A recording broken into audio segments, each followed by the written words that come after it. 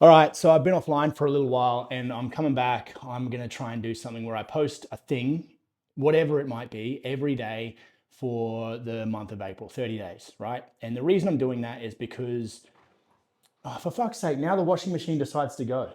See, this is what I mean. I set everything up, I try and do the work, and then I get this shit in the background.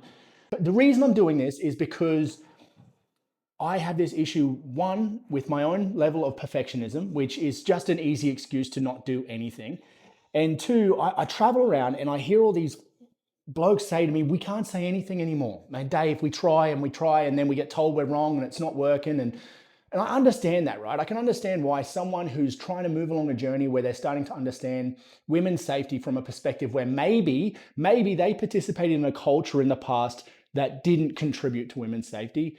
And now they're learning that, maybe I have to change a few things. And so they change a few things and someone calls them out for saying something and they're like, fuck, I did all the things and now I'm getting in trouble for this thing.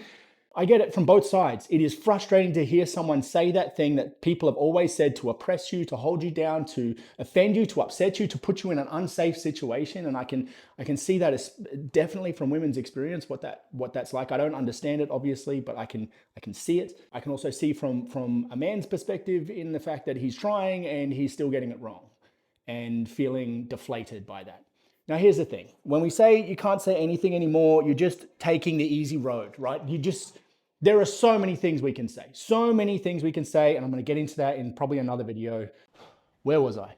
Look, it's just too easy. It's too easy to say we can't say anything anymore and then to do nothing.